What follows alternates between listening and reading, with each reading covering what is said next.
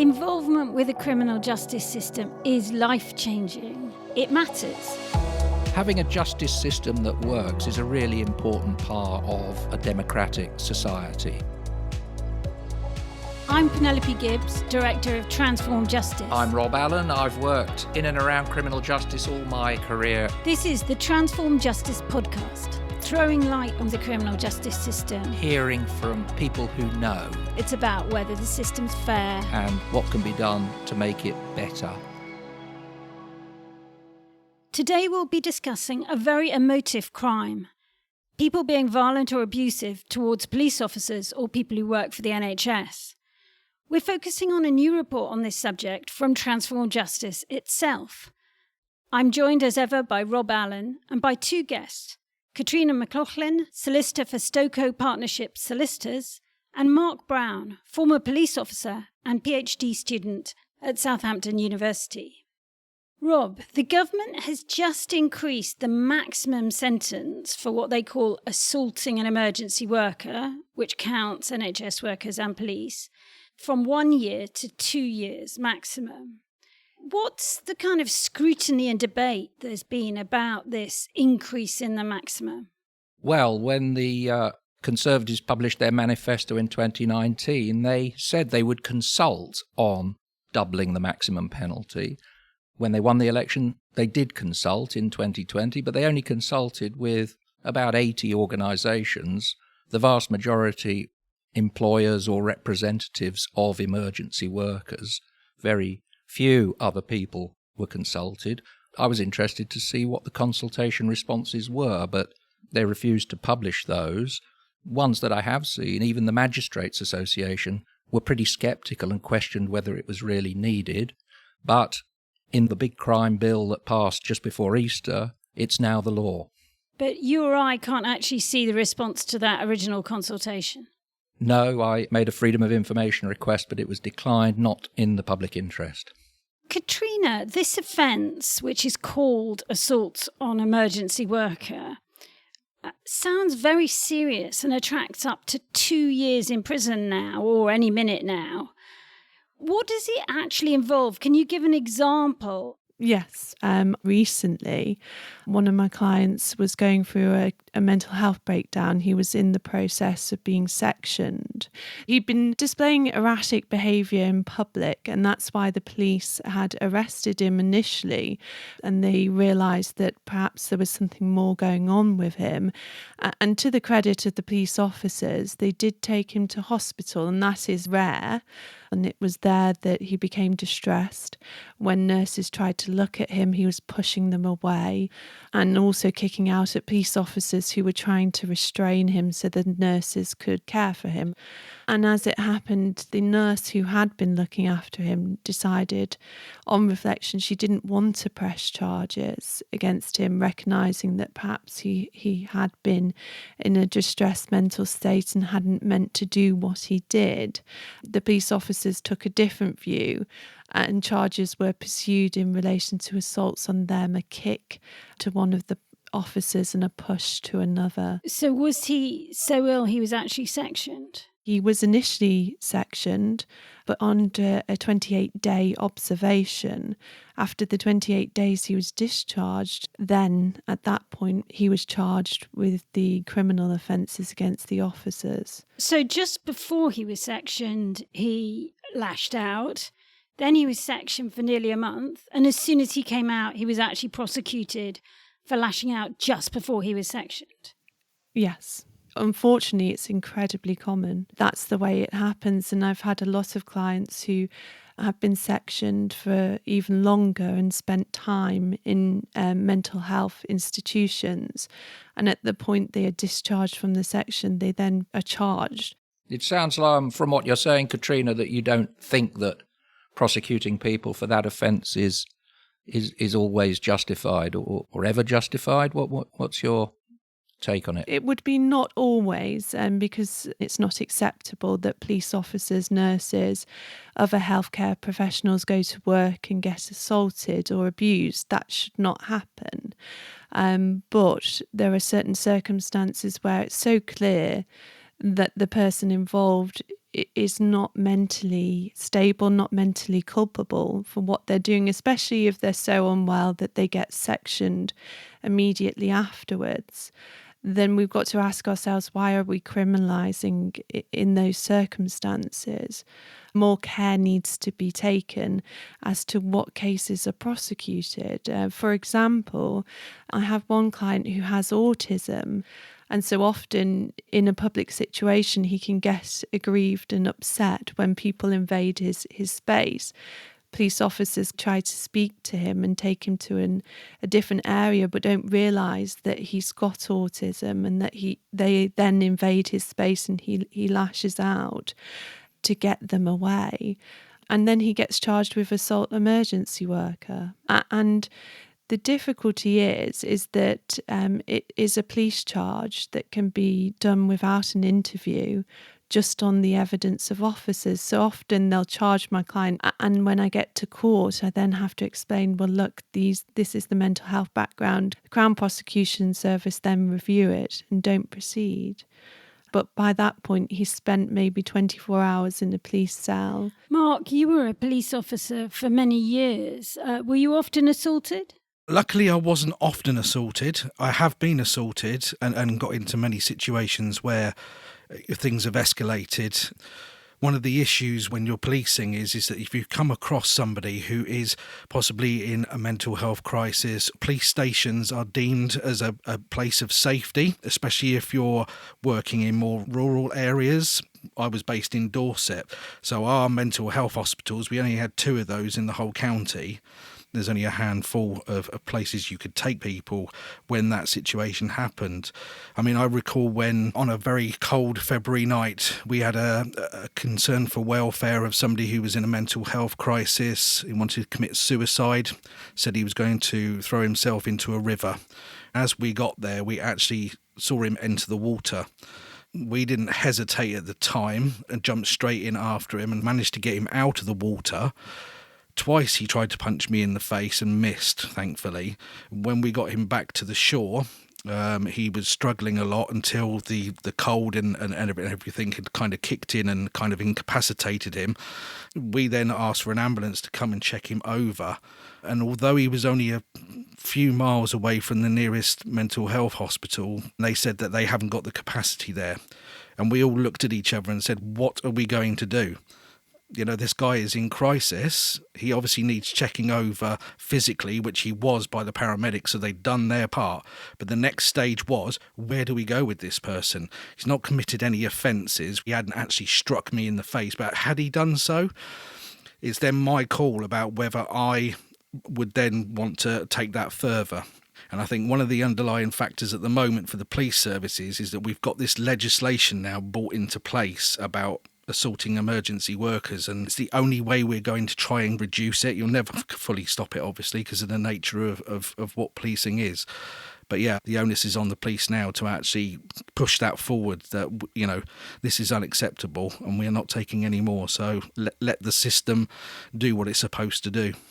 But going back to the near punch, in our report, there's a true story about an autistic man who was accused of assault of a police officer for doing an air bite, so literally biting the air.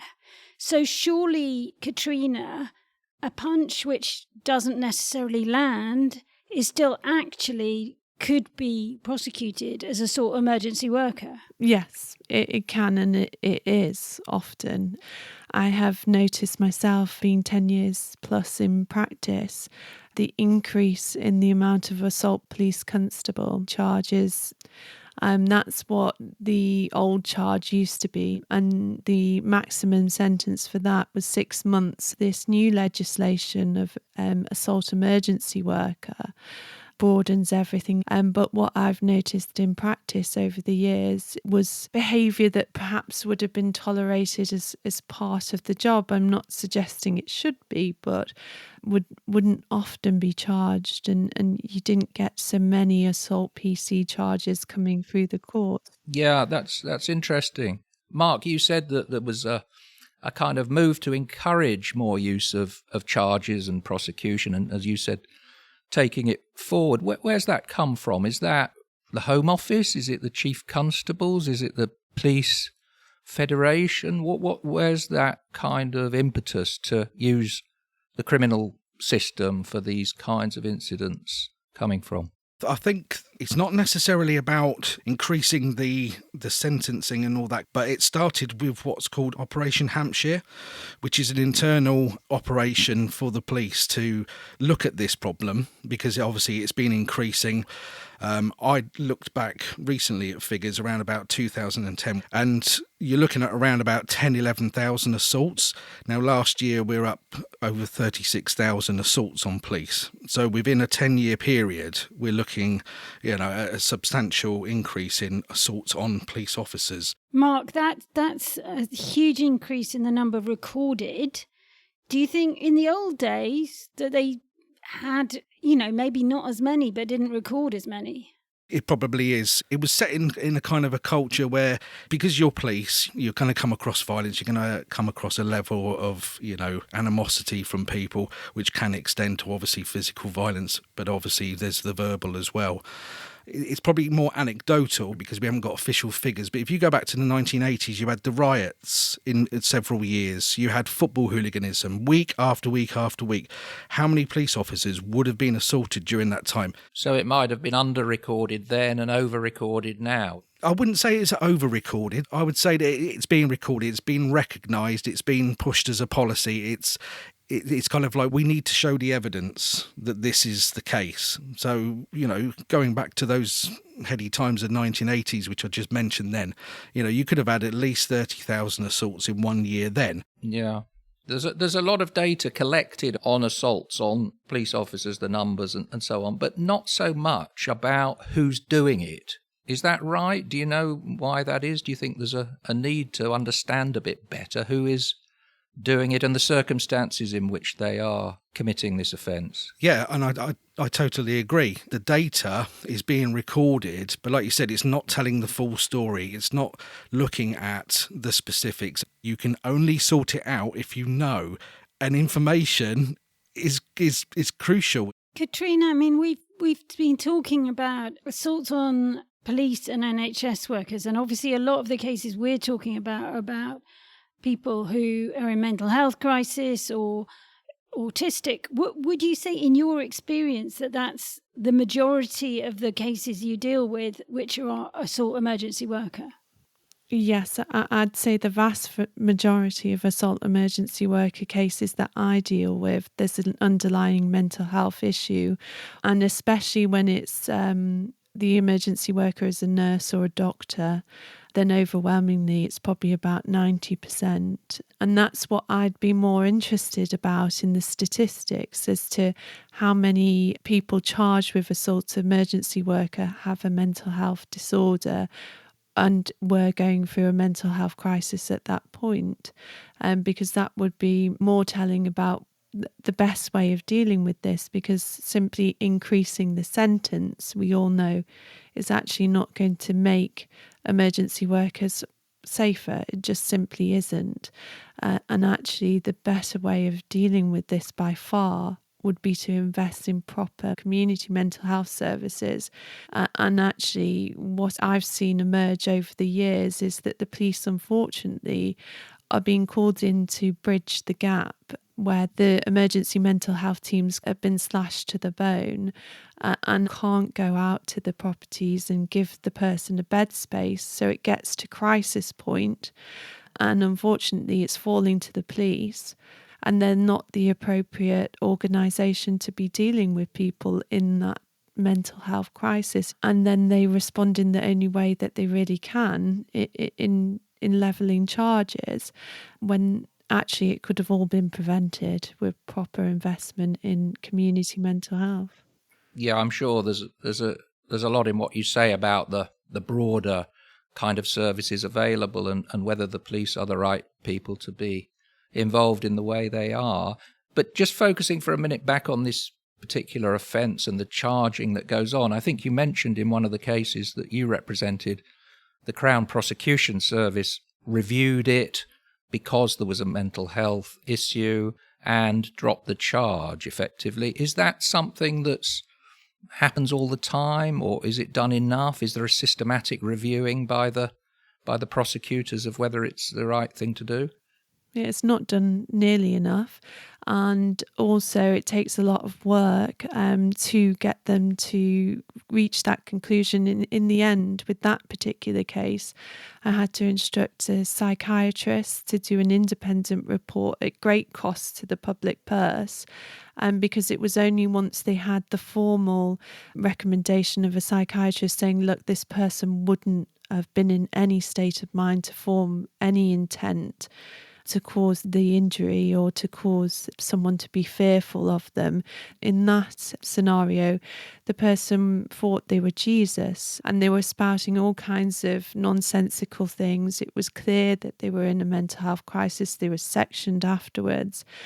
And yet we had to get another report that the CPS could pin that on, because they said, look, the policy is not to drop these charges because assault of emergency worker now has a different status. It's considered so serious that without a thorough review and something that the Crown Prosecution Service can pin it on, they're not going to drop it. Caitriona, technically, assault emergency worker is the same offence as common assault. Say 2 people involved in a fight outside a pub or something like that. Are you saying that the police and the CPS treat the fight outside the pub very differently to assault on a police officer? Yes, I would say so. They would treat assault on a police officer far more seriously. Also, the police officer's evidence is believed to be more credible than an average member of the public. And actually, it's harder to argue that it's not in the interests of justice to prosecute a case of assault an emergency worker compared to persuading the Crown Prosecution Service that it's not in the interests of justice when it's just 2 members of the public. Don't forget, it's not just the word of a police officer, but it's also things like body-worn cameras in terms of evidence now as well, has probably coincided with this new legislation, and the increase in the sentencing and the tolerance levels on it as well. And is that partly because we need to take a harsher line with this kind of offending because it will put people off doing it again in the future? It'll deter people. Is that what underlies this harder approach that you've been telling us about? I think fundamentally it is, in terms of, where they're trying to push things. It's unacceptable to assault somebody who's a police officer or a nurse, for etc., who's got a duty of care over somebody. I think they've all kind of mixed in together to try and stop this from happening so much, and to push the onus on the people that are doing it in terms of deterrence. I'm not sure personally myself whether a longer sentence will deter somebody, because you'll find, especially with people that are in mental health crisis or have cognitive conditions, these kind of things either escalate, so the police will turn up and it won't actually be that they've maybe committed an offence, it's a concern for welfare, and then things escalate. And I think obviously their thought processes at the time will not be, if I assault that police officer because he's coming towards me now, I'm going to get 2 years in prison if I do this. It doesn't work like that. Caitriona, would you agree with that? I mean, the government have said themselves that they don't think deterrence really has much of an impact. Its effects are weak and inconsistent according to the science that's been done on it. What do you think? Is deterrence, has it any role to play? No, I don't think it does at all. And actually increasing the sentence, it's a soundbite for a politician. It does not work. This issue of people being approached by the police who may not actually have done a crime, is that something that you're familiar with? Yes, unfortunately so. I had a very sad case, a female client who was herself being abused by her partner. She had learning difficulties, and he slowly isolated her from her family, her support network, and introduced her to alcohol. and then he'd argue with her, but used it as a form of control by calling the police. And when the police came, he'd plied her with alcohol and she wasn't making sense. He could make sense. So he said to the officers, she's violent, she's aggressive, watch out for her. So the police approach to her was completely different because they had his account that she was a violent, uncontrollable person, and they didn't appreciate her learning difficulties at all. And having not committed an offence, but the police had come into the home, she ended up being charged with multiple offences against police officers that had been called by her abusive partner. And was she convicted of those offences? She was, because by the time I got her, she'd been represented by other solicitors and no one had really looked into her mental health background, and it was sent to the mental health diversion panel. They rejected it because of the alcohol and not recognising that that actually was from his abuse. And I've had numerous cases referred to the panel. I've had not a single one accepted for diversion and no reasons given other than it's believed that this was down to drink or drugs. But that's another one where I had to get an independent medical report on her just to outline all of her issues, what her IQ was and why she was reacting in that way. And she got a mental health order and support in helping her to get out of the abusive relationship. So do you think in some of these cases, at least, the police could deal better with them without the need to charge people and take people through the court process? Yes, I do. And some of it is a lack of understanding or a lack of knowing that the person has this mental health diagnosis. But unfortunately, what I've experienced is police can often get exacerbated by you raising a mental health as an issue. When you raise autism with some police officers, they say, well, no one's above the law. And if he's committing an offence, we need to arrest him. And not appreciating that the way in which they might speak to someone or invade their personal space might cause a reaction because of that mental health illness. Mark, what Caitriona's illustrating is a situation where the way the police have approached somebody has possibly exacerbated their anxiety and then unfortunately maybe triggered them to lash out. Do you think that the police have enough training in mental health to deal with these situations? Simple answer to that is no.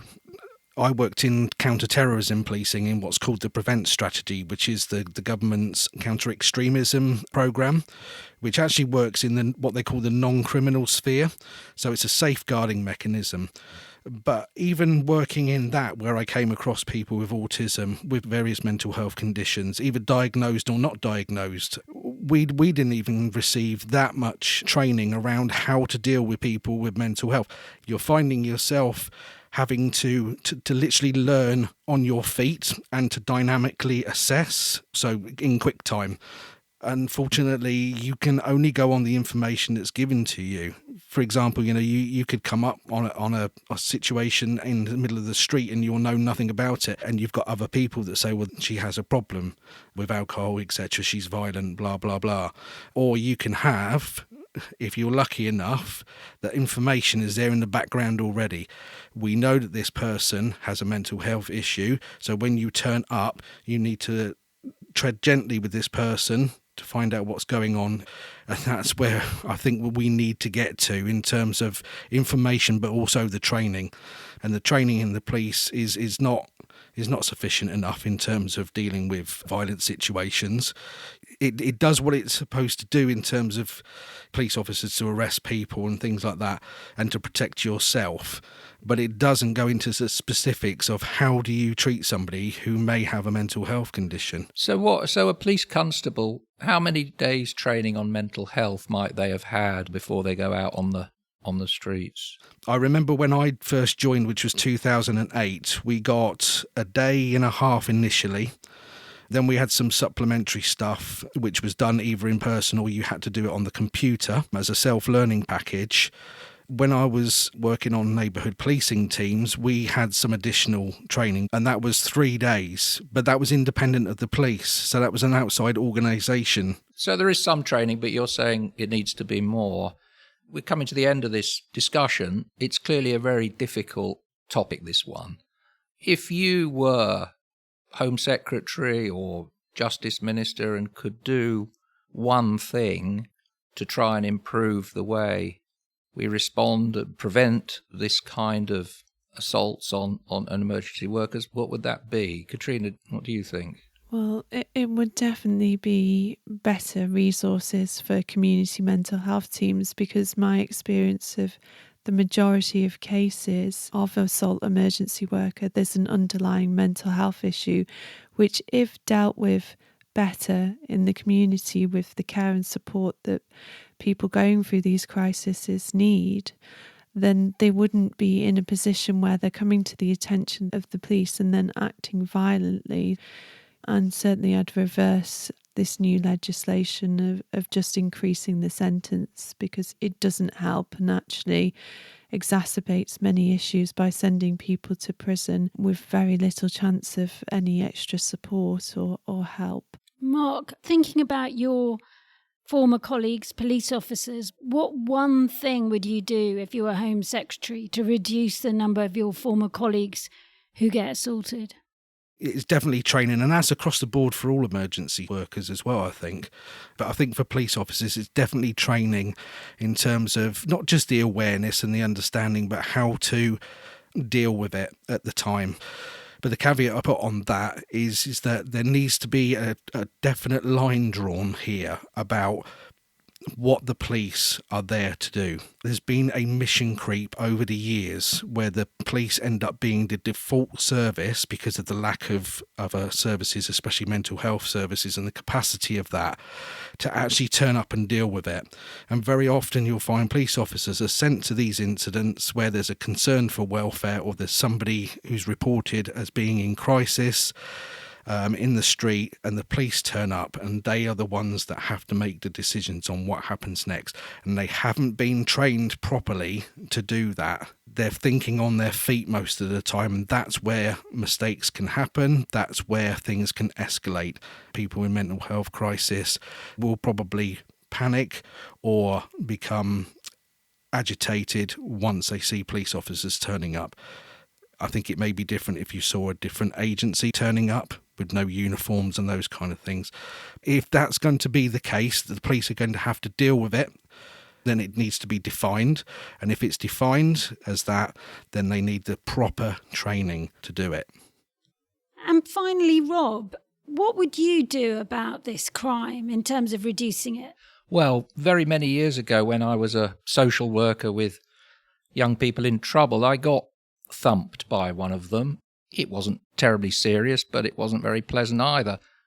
What we were able to do is arrange a meeting a little while later in which he apologised for what he'd done, and we discussed it, and I said how I felt, and that was good. And I think we need to have more opportunities for that kind of thing, whether we call it restorative justice or making amends or apology. I think that's the area I'd look to expand. So, thanks, Mark, Caitriona and Rob. And if you'd like to read the Transform Justice report and find out more about assaults on NHS workers and police, do refer to our programme notes. And if you've got an idea for us to discuss, do get in touch on Twitter or email. Thanks again. Bye-bye. Goodbye. Thank you very much.